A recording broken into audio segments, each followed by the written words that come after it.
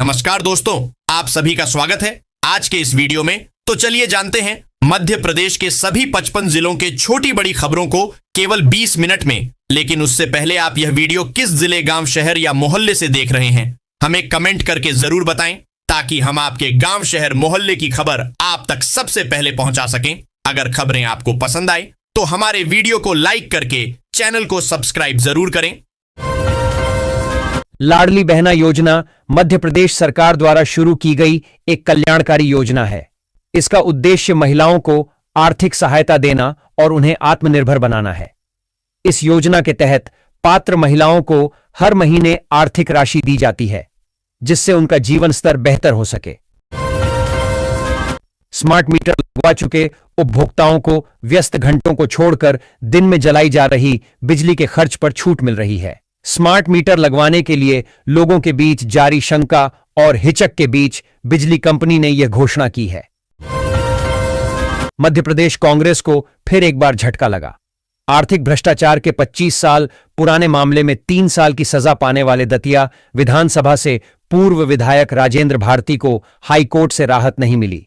आर्थिक अनियमितता से जुड़े मामले में अब सुनवाई 29 जुलाई को नियत की गई है। इसके पहले राज्यसभा की 3 सीटों के लिए चुनाव होंगे। मुख्यमंत्री डॉ मोहन यादव का सपना विक्रमादित्य वैदिक घड़ी पूरे देश का ध्यान अपनी ओर खींच रही है। प्रधानमंत्री नरेंद्र मोदी से आम जनता तक इस वैदिक घड़ी के आकर्षण से बंध चुके हैं। यही कारण है कि प्रधानमंत्री नरेंद्र मोदी ने 29 अप्रैल को उत्तर प्रदेश प्रवास के दौरान काशी विश्वनाथ परिसर में विक्रमादित्य वैदिक घड़ी का अवलोकन किया। मध्य प्रदेश के महाकाल की नगरी उज्जैन से शुरू हुआ विक्रमादित्य वैदिक घड़ी का सफर देश के अन्य तीर्थ स्थलों से भी गुजर रहा है।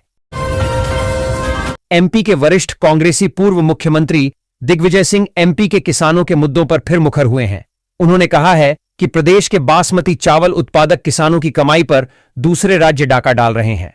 राज्य में उत्पादित बासमती चावल को जीआई टैग नहीं मिलने से दूसरे राज्यों के व्यापारी मध्य प्रदेश के बासमती चावल को अपने राज्य का टैग लगाकर निर्यात कर रहे हैं।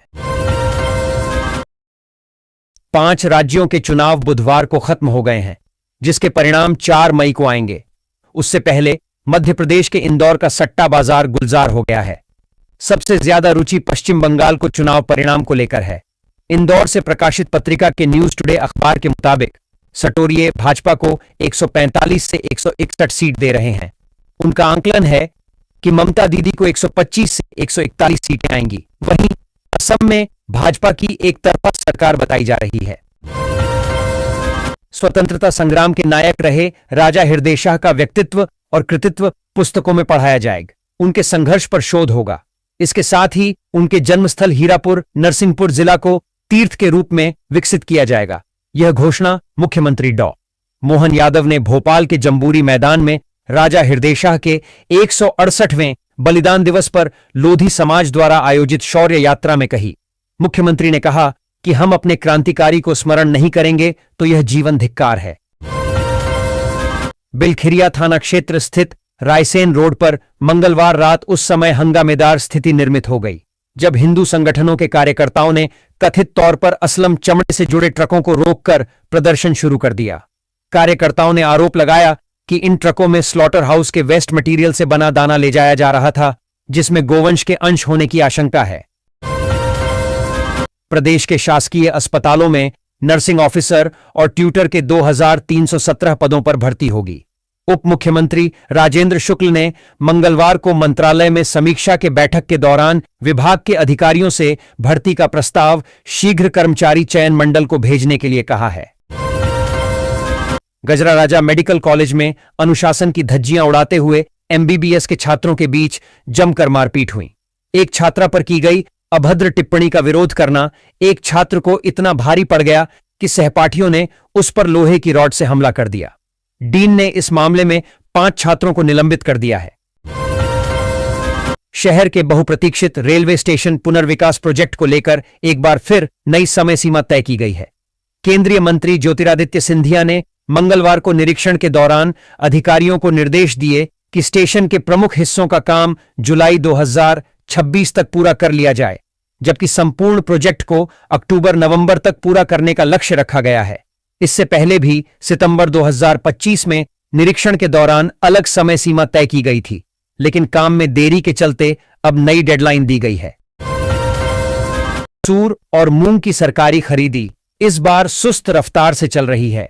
हालात यह हैं कि उपार्जन केंद्रों पर सन्नाटा पसरा हुआ है और पंजीयन कराने के बावजूद किसान वहां फसल बेचने नहीं पहुंच रहे हैं। लक्ष्य के मुकाबले बेहद कम खरीदी होने से कृषि विभाग की चिंता बढ़ गई है। अब विभाग ने नई रणनीति के तहत 1 मई से गांव और घर घर जाकर किसानों को सरकारी केंद्रों पर फसल बेचने के लिए प्रेरित करने का निर्णय लिया है। रानी दुर्गावती विश्वविद्यालय से संबद्ध कॉलेजों में स्नातक अंतिम वर्ष की परीक्षाएं बुधवार से शुरू हो रही हैं। इस बार परीक्षाओं में करीब 18,000 विद्यार्थी शामिल होंगे, जिनमें बीए के छात्र छात्राओं की संख्या सबसे अधिक 8,000 से ज्यादा है। रिश्तेदार अस्पताल में भर्ती है, विधायक जी से बात कर लो। जल्दी में हेलमेट घर पर भूल आया, मोबाइल पर बात करते हुए निकल गया। हेलमेट पहनने से चक्कर आते हैं, उल्टी जैसा लगता है, बाल झड़ते हैं, सिर दर्द होता है, आसपास दिखाई नहीं देता है, इस बार छोड़ दो, सहित कई तरह के बहाने आजकल इंदौर में 2 पहिया वाहन चालकों से सुनने को मिल रहे हैं। चर्चित राजा रघुवंशी हत्याकांड की मुख्य आरोपित सोनम रघुवंशी शिलांग पुलिस की कमजोर विवेचना के कारण 10 माह में ही जेल से बाहर आ गई। न्यायालय ने शिलांग पुलिस की विवेचना पर सवाल उठाए हैं। पुलिस ने चालान में धाराएं अलग अलग लिख दी थीं, गिरफ्तारी की प्रक्रिया का पालन नहीं किया और ट्रायल में भी देरी कर दी।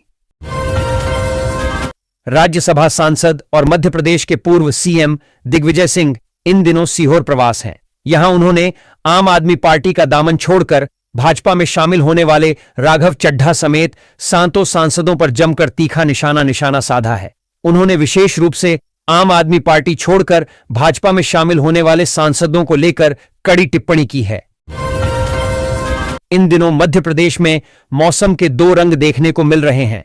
एक तरफ तो उत्तर पश्चिम से आ रही गर्म हवाओं ने लगभग आधे राज्य को तपा रखा है, तो वहीं दूसरी तरफ लगभग आधे राज्य में आंधी तूफान के साथ हल्की बारिश का अलर्ट जारी किया गया है।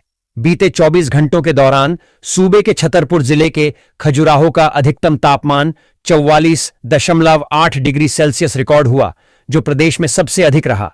हालात ये हैं कि भीषण गर्मी ने यहां लोगों की नींद उड़ा रखी है। रतलाम के सरकारी स्कूल में बच्चों से काम करवाने का वीडियो वायरल होने के बाद सिस्टम पर उठे सवाल। एमपी और यूपी के स्कूलों में बच्चों से सफाई, बर्तन और निजी काम करवाने के मामले लगातार सामने आते रहे हैं, लेकिन क्यों? आखिर कमी कहां है? जानिए पूरा सच। मध्य प्रदेश के इंदौर शहर में स्वास्थ्य के प्रति जागरूक विधायकों में महेंद्र हार्डिया का नाम सबसे ऊपर आता है। वॉकिंग करने के लिए वे सुबह 5 बजे घर छोड़ देते हैं, तो 25 वर्षों से अधिक समय से तो वे पुलिस ट्रेनिंग सेंटर पीटीसी में घूम रहे थे, जो अब बंद हो गया। पुलिस अफसरों ने परिसर में होने वाली सभी की वॉकिंग पर रोक लगा दी है। अफसरों का कहना है कि विभाग की संपत्ति है, तो सुबह सुबह कैडेट्स का मूवमेंट रहता है। उधर पुलिस के रवैये से विधायक खासे नाराज हैं। मध्य प्रदेश की राजधानी भोपाल के जम्बूरी मैदान में आयोजित राजा हृदयशाह लोधी की शौर्य यात्रा में शामिल हुई मध्य प्रदेश की पूर्व मुख्यमंत्री और भाजपा की फायर ब्रांड नेता उमा भारती ने आरक्षण को लेकर बड़ा बयान उमा भारती बिग स्टेटमेंट दिया है। उमा भारती ने साफ साफ कहा है कि देश से आरक्षण रिजर्वेशन कोई माई का लाल नहीं हटा सकता। आरक्षण तब तक रहेगा जब तक राष्ट्रपति, पीएम और चीफ जस्टिस के परिवार के लोग एक साथ सरकारी स्कूलों में नहीं पढ़ेंगे। मध्य प्रदेश में इन दिनों जहां मौसम के तेवर तल्ख हैं, वहीं राजनीतिक पारा भी चढ़ा हुआ है। गेहूं खरीदी और महिला आरक्षण बिल को लेकर विपक्षी कांग्रेस सत्ताधारी पार्टी पर लगातार हमलावर रुख अपनाए हुए है। इधर बीजेपी संगठन और सरकार भी एक्शन में है। राज्य सरकार जहां निगम मंडलों, प्राधिकरणों में राजनैतिक नियुक्तियों में जुटी हुई है, वहीं पार्टी संगठन में प्रदेश कार्य समिति गठन की कवायद चल रही है। हज के मुकद्दस सफर के लिए प्रदेश से 80% हज यात्रियों की रवानगी हो चुकी है। बीते 15 दिनों में 7,000 जायरीन मक्का और मदीना के लिए उड़ान भर चुके हैं। इनमें से एक भी सीधी उड़ान प्रदेश से शुरू नहीं हो पाई।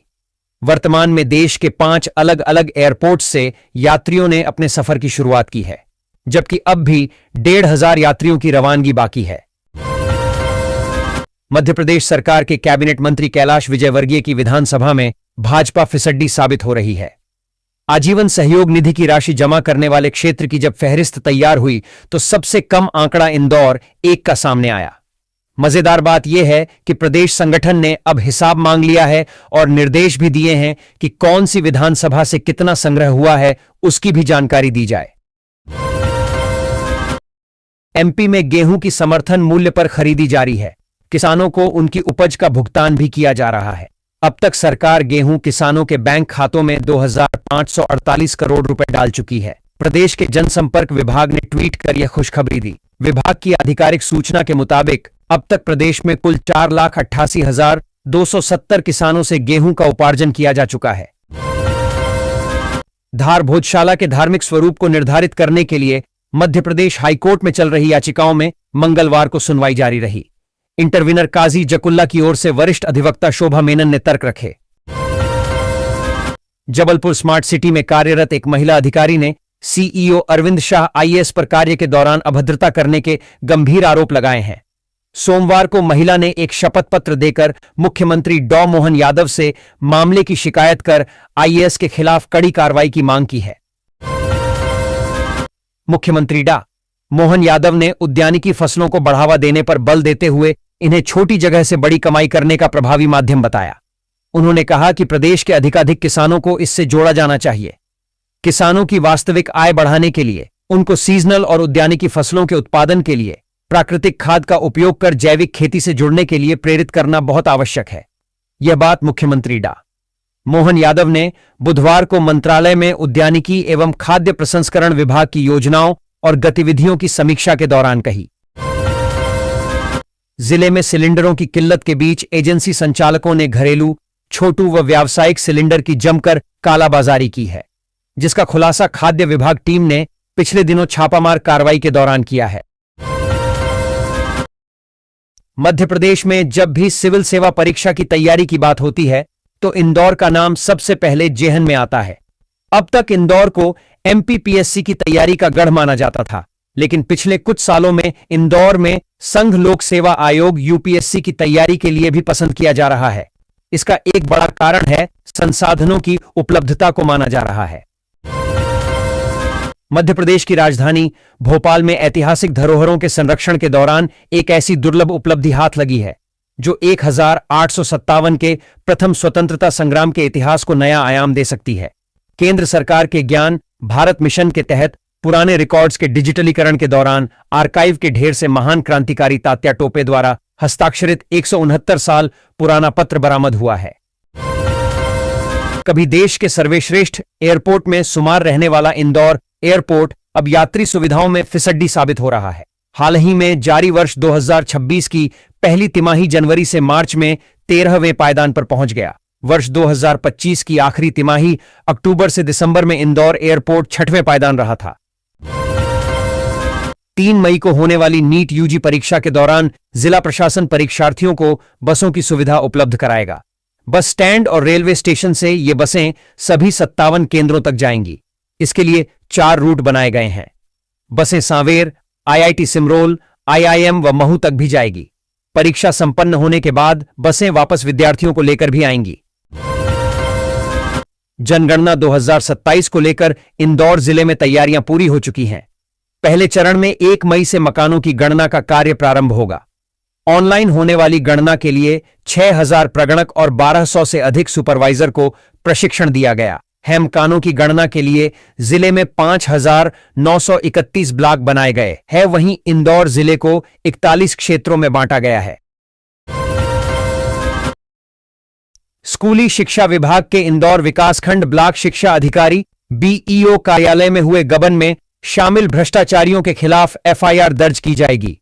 कलेक्टर शिवम वर्मा ने जिला शिक्षा अधिकारी शांता स्वामी को एफआईआर दर्ज करवाने के निर्देश दिए हैं। इसके अलावा गबन की राशि 2.86 करोड़ रुपए की वसूली भी की जाएगी। भागीरथपुरा दूषित पानी कांड को लेकर चल रही याचिकाओं में बुधवार को सुनवाई हुई। महापौर परिषद सदस्य अभिषेक शर्मा बबलू, पार्षद कमल वाघेला और तत्कालीन अपर आयुक्त रोहित सिसोनिया ने याचिकाओं में से अपना नाम हटाने के लिए आवेदन प्रस्तुत किए। कोर्ट 5 मई को सुनवाई करेगा। जीवाजी विश्वविद्यालय के फार्मेसी अध्ययनशाला द्वारा बी फार्मा पाठ्यक्रम से जुड़े महाविद्यालयों के लिए महत्वपूर्ण निर्देश जारी किए गए हैं। निर्देशों के अनुसार बी फार्मा प्रथम सेमेस्टर रेगुलर एक्स एटीकेटी एवं द्वितीय, चतुर्थ और षष्ठम सेमेस्टर केवल एटीकेटी के परीक्षार्थियों के प्रायोगिक परीक्षा के अंक 30 अप्रैल तक अनिवार्य रूप से एमपी ऑनलाइन पोर्टल पर अपलोड करने होंगे। खितौला थाना क्षेत्र में जनपद पंचायत सिहोरा अंतर्गत वित्तीय अनियमितताओं का बड़ा मामला सामने आया है। मुख्य कार्यपालन अधिकारी आशा देवी पटले द्वारा प्रस्तुत प्रतिवेदन के आधार पर पुलिस ने पंचशील ग्राम संगठन की अध्यक्ष कंचन नामदेव और व्यापारी विकास जैन के खिलाफ धोखाधड़ी का प्रकरण दर्ज किया है। इंदौर संभाग में विभिन्न रूटों पर संचालित होने वाली 207 बेस अब सड़कों से हट चुकी हैं, क्योंकि परिवहन विभाग ने इनके परमिट निरस्त कर दिए हैं। यदि यह बसें अब सड़कों पर चलती पाई गई तो जब्त की जाएगी। ऑपरेटरों द्वारा 15 साल पुरानी बसों के स्थान पर नई बसें उपलब्ध नहीं कराने से परमिट निरस्त किए गए हैं। कई रूटों पर पर्याप्त यात्री नहीं मिलने से ऑपरेटरों ने संचालन से दूरी बना ली।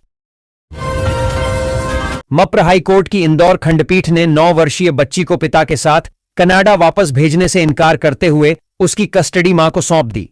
कोर्ट ने कहा कि मां ही बच्चे का पहला आश्रय और सुरक्षा है। कोर्ट ने फैसले में भारतीय सभ्यता, रामायण और महाभारत के सिद्धांतों का भी उल्लेख भी किया। मुख्यमंत्री मोहन यादव प्रदेश में गेहूं उपार्जन की प्रक्रिया को पारदर्शी और सुगम बनाने के लिए स्वयं मैदानी मोर्चे पर उतरेंगे।